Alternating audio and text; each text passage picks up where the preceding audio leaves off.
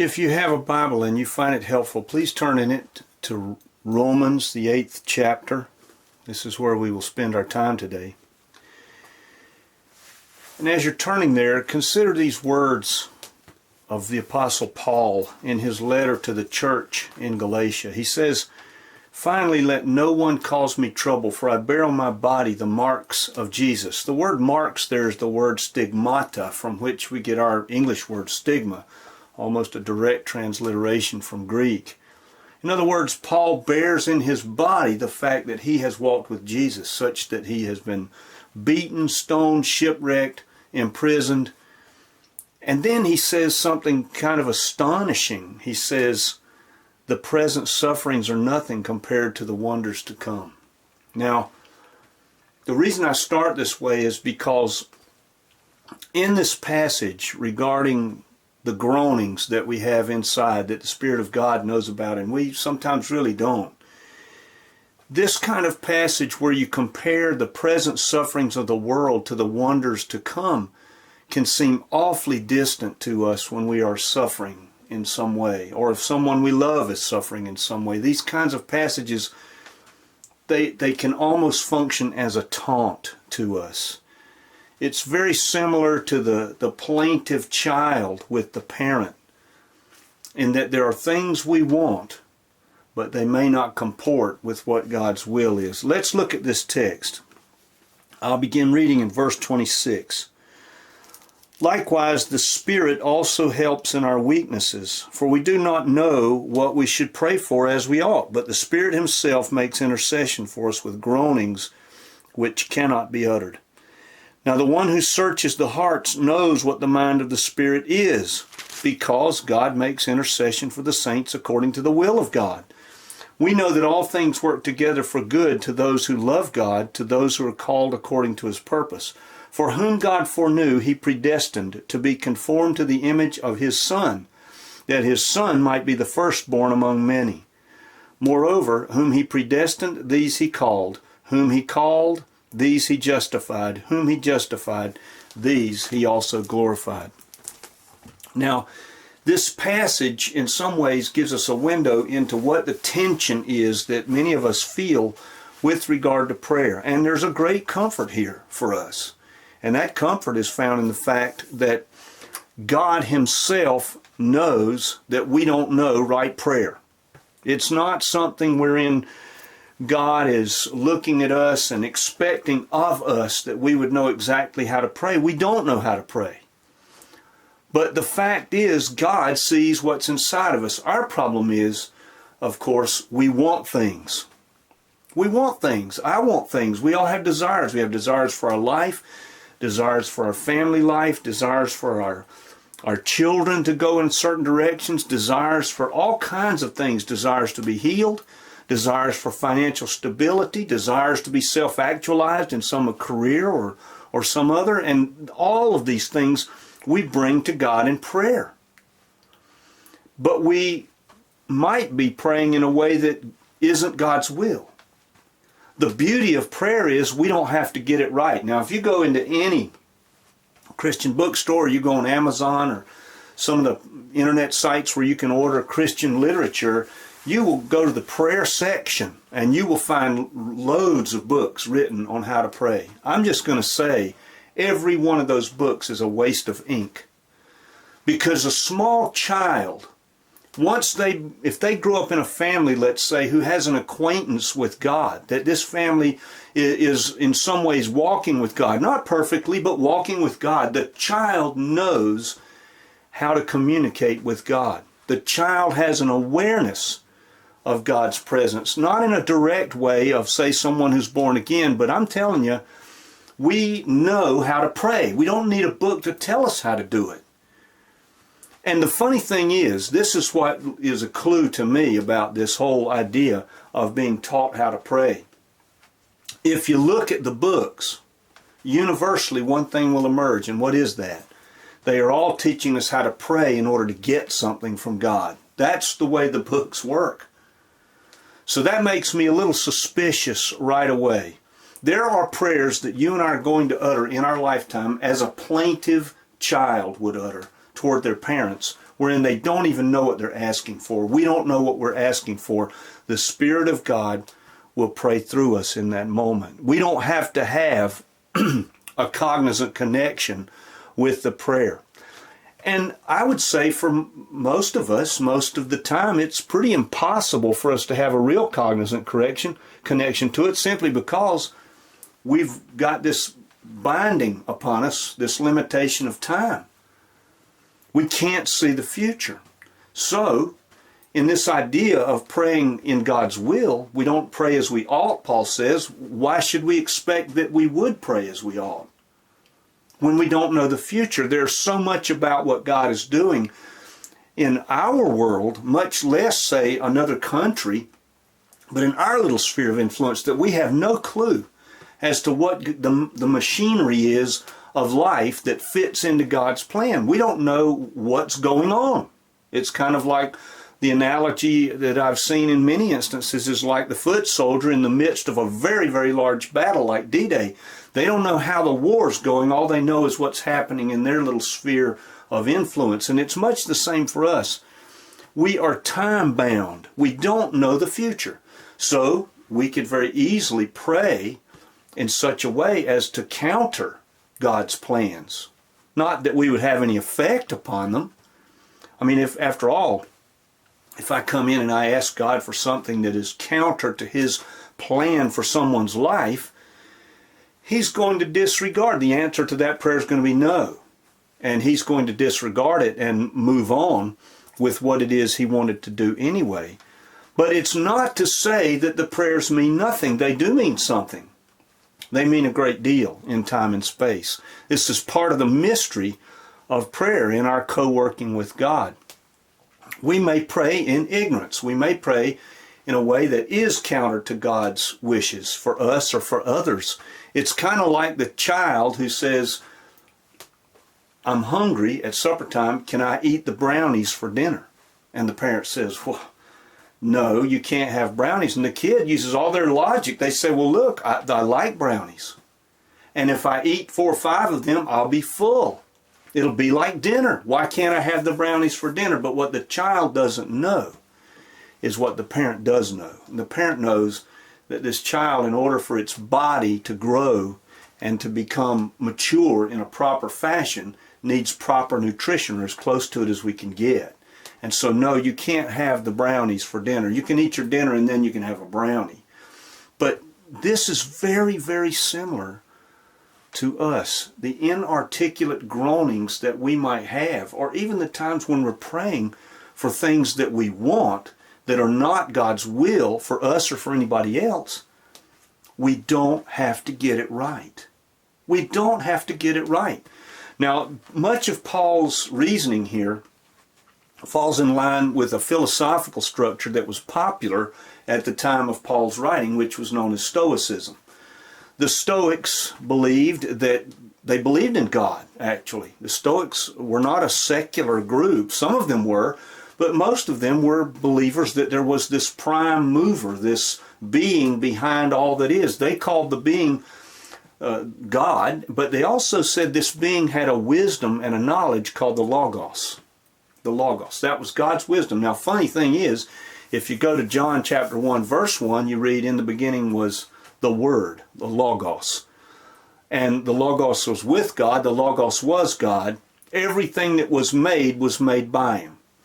Now, this is exactly Stoic thought, although what it tells me is not that the Stoics were revealing something about God. It's that God had revealed something about Himself to the Stoics, and they picked it up and got it right. The imagery for me, as I look through history, is to see the sower, God, throwing out seeds of truth to His sentient creation, humanity, and occasionally somebody picking up some of those pieces and actually getting it right. But the Stoics had a peculiar view. They believed that the Logos was responsible for everything, but they also believed that the will of God, the will of the Logos revealed, God's wisdom revealed in time and space, was immovable. In other words, it did no good for us to pray for anything specific. A lot of the Stoics taught their disciples not to pray for themselves. Socrates, even, who could be considered somewhat a Stoic, taught his disciples to only pray for the general good with no specificity. So this idea that Paul is bringing out has some connectivity to a philosophical structure that was very popular at the time of Paul, known as Stoicism. But as we look at it as believers, of course there's more to the thought here than mere Stoicism. We have to look at it and say, is there a possible perfect prayer? Now when the scripture says the Spirit helps us, that word helps is a kind of a word picture, as many Greek words are, especially verbs. And the word picture is two people on the end of a load too large for either one of them to carry by themselves, being able to lift the load. This is part of the Spirit's activity for you and me. We don't know how to pray as we ought, Paul says, and yet the Spirit helps us with these groanings, these inarticulate portions of prayer that we don't have cognizant connection with. So maybe it's possible that there would be a perfect prayer. Is there a perfect prayer that is good for us and fits in with God's plan? Is there? Well, I suppose one could look at a prayer like this and say, perhaps, into your hands I commit myself, not my will but yours here on this earth be done. Well, that sounds good. I've heard people say that that's the way we ought to pray. Problem is, it doesn't fit in with what Jesus taught. And if anybody knows something about prayer, I would think it would be God in the flesh, Jesus of Nazareth. He said, look, pray for your daily bread. Pray for forgiveness. Pray that you'll avoid temptation. Those are additional things, aren't they? Those are closer to the kinds of things where we would say we're praying for what we want. Now, there's got to be a way in which this idea of the mix of God's plan, His perfect will for you, me, and the whole earth, and our desires shake out. Where is it? Well, it seems to me that the 28th verse is the clue. We know that God works all things together for good to those who love God, to those who are called according to His purpose. All right, the first thing we learn from this text is, and we learn it by looking at the life of the person who wrote it. It doesn't necessarily mean our good. Paul was beaten, shipwrecked, stoned, left for dead, hungry, cold, without proper clothing. I mean, all of these things that happened to Paul, wound up in prison and was ultimately beheaded for his faith. With all of this, can you say that those things were good for Paul? I don't think so. And you can talk to people of contemporary nature in the mission field, and they'll tell you stories of things that have happened to them that are not good. People who are in prison right now in some of the Muslim countries because they are Christians, proclaiming Christians. So it's not good for them. Obviously, this word good is something bigger than you and me. It's speaking of the general good in the world, which would say God's will somehow is being carried out by it. So that first part helps me a lot when I look at life, when things are scary, when I'm suffering, when someone I love is suffering, and I look at that passage. It's not a taunt at all. It makes perfect sense when I realize that it's not necessarily my personal good that God is so interested in. He loves me, and He wants good for me, but good in the way that He defines it, not in the way that I might define it in that very personal sense. The second thing that's a clue is this. He says, those who love God and are called. Now that's a very narrow, specific way of looking at the way in which God's will works in our lives. The good for those who love God and are called. Paul is again coming back to this Stoic idea of the Logos, God's wisdom, and the Logos' influence in all of the world. You see, the Stoics believed that it was the reason, the wisdom of the Maker, but they believed that the wisdom of the Maker controlled the entire universe in minutia. That meant every crest of every wave on the ocean, every wave of a grain, a stalk of wheat in the wind, every insect, every bird, every detail of every second, every nanosecond that occurs in this universe is willed by the Logos in specificity. That's what they thought. And they reasoned from that the Logos also had a plan for their lives in specificity. So they expected order in the universe, they expected order in their lives, and this order extended all the way down to the life of the individual. Epictetus, who is a Stoic philosopher, contemporary of Paul, lived beyond Paul's time but was writing at the time of Paul, have courage to look up to God and say, deal with me as you will from now on. I am one with you. I'm yours. I flinch from nothing as long as you think it is good. Lead me where you will. Put on me what clothing you will. Would you have me hold office or not? Stay or flee, be rich or poor. For all of this I will defend you before all. The Stoics believe this. The Logos has this plan. The Logos is carrying out this plan in each one of our lives. And to fight the purposes of God as a person would bring us turmoil, but to accept them brought peace. The Stoics were onto something. This is another place where the Stoics got it right. There is an enormous challenge here in this text that we are reading from Paul today, if we are willing to accept it. Here's our problem. If you take a seed and put it in the ground, and if all the conditions are met, that seed has no choice but to grow into whatever plant that is. If you pick up a rock and let go of it, the rock has no option but to obey the laws of physics and drop toward the center of the earth. Water heated to a certain temperature does certain things. All of these physical inanimate objects, and even some of the higher animals, obey. The lion chases the gazelle and catches the gazelle to eat the gazelle. The lion doesn't decide on the basis of some nutritional demand that it's not going to eat the gazelle. It might today have a pineapple or whatever else it could do. All of the lower parts of God's creation obey these laws inextricably. And then comes us. We're the distinction here. We are self-aware, which is the gift, one of the gifts that God has given us that we share with Him. And not only are we self-aware, because of our self-awareness, we're aware of others. Now, we take this for granted.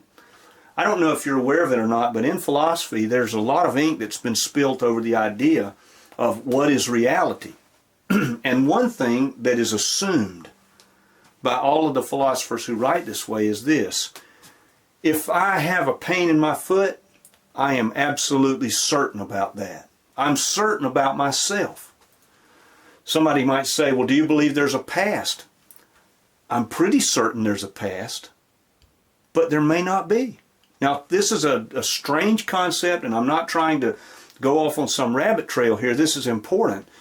This strange concept of what is certain to us plays right into who we are before God, and it plays into our experience before Him. We're self-aware. We have awareness of things around us as well. That means we're aware of other minds, other people, and we're certain of our experience of them in the moments in which we are experiencing them. And this goes right up to God. We're aware of God as an other. Now, all of these things operate at a level in which we're not really thinking of them as we do them. They're just part of who we are. We are certain of self. But this is the gift that God has given us that also causes us the most difficulty. Because unlike the rocks and the trees and everything else, yes, there are some physical laws we must obey. If you jump out of a 50-story window and you don't have any way to catch yourself, you will hit the ground and splat. If nothing stops your momentum toward the ground, you will obey gravity in that moment. But the choosing to jump out the window is entirely yours and mine. And this goes right down to what Paul is teaching here. You and I, as God's sentient creation, that is self-aware, have been also granted the most incredible power that you can think of. When Paul talks about being predestined and ordained for things, some people have taken that portion of this passage and said, well, Paul is giving us the truth about God's foreordination and foreknowledge, and there it is. God foreordains it. It just happens. We don't have anything to say about it. Not so much. That is not what Paul is saying here. This is not a deep theology lesson on predestination. It has something far beyond that entailed. And by the way, if we believed that that was what it was teaching, God would seem awfully arbitrary, wouldn't he? He just decides things and we don't have anything to say about it at all. But you see, that's not the case. That is not the case. Because you and I can look straight away at the will of God and we can say no. Even if we know it. Even if we know it. We can turn straight to God and say, no, I won't. This is the conundrum of obedience and free will. And how this being predestined and called and justified and all of that fits into the fact that you and I have the capacity, you see, to say no to all of it. God made the way. He made the way. A universal way for all of humanity through the blood of Jesus. He made that way for us all to come into His presence and co-work with Him in prayer and as in the life of a believer. We have that option, but we also have the option to simply refuse it. In other words, think about this for a moment. The Maker of the universe has subjected His will to ours, to our choice. His will is, His desire is that all would be saved. He made the way for everybody, but He subjects that way to our choosing. This means we didn't make the story of salvation. We only receive the story of salvation. What an enormous power the Maker has vested in you and I as fallen flesh, in that we can turn to Him and say no. And by the way, the Bible bears this out. Look at the history of Israel and that vast oscillation between obedience and disobedience and all that fell in between those two poles throughout their history as they made their choices. So what is this groaning then? How does all this lace together? How does our free will, how does God's will, how does our prayers being somewhat off track a lot of the time because we don't know, and this groaning, how does it all fit together? First of all, Scripture is very clear. Eternity is planted within our hearts. And this goes for all of humanity, not just believers. And you and I, as sentient creations, we not only have all these awarenesses, but we want things too. We want things. I want things. I pray for things that I want to have or want to have happen or want for someone else. And in that process of wanting, I find in myself that there are other desires at work. And those desires will steer me toward things in which I pursue that desire and perhaps achieve it. But I find something within the desire and its satisfaction. I find out that what I thought was going to satisfy doesn't satisfy. It doesn't satisfy. We pursue the pleasures, we pursue the actualization, we pursue the fulfillments, but we find that they don't satisfy. What's going on?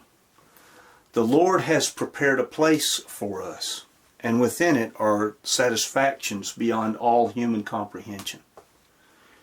C.S. Lewis makes the comparison. I love this comparison. It's from his book, The Weight of Glory, a little small book. The Lord finds our desires not too strong but too weak, Lewis says. We are half-hearted creatures fooling around with earthly pleasures when infinite joy is offered us. We are like ignorant children who go on wanting to make mud pies in a slum because we cannot imagine what it is to have an offering given to us of a holiday at the seashore. In other words, the finest art, the tastiest meals, the greatest relationships, the most beautiful music, the most beautiful scenery, the vacation to end all vacations, the marriage, the love of our life, every bit of it, the creativity that comes from us, the actualization in career, all of these things that we pursue as satisfactions leave us unsatisfied. Because in the end, all of these satisfactions are mere pointers to the ultimate satisfaction that God will bring. We don't pray as we ought because we don't know what to pray for. We don't know, but God does. And thank the Lord that God gives to you and to me the Spirit of Himself within us, who will pray in those moments when, either because we are so desperate, like the plaintive child as we looked at last week, who just can't pull it together and just cries out, Abba, or we're praying for something we desperately want and it's not part of God's plan for us or the person or people or nation or whatever it is we're praying for, and we just don't know. Thank the Lord, you and I, thank the Lord that it's not up to us to get it right. That God gets it right every time. And the groanings within us that are too deep for us to utter, the Spirit of God makes in those moments when we just are in a place where we are praying and there are things too deep for us to touch. We don't pray as we ought, but He always does.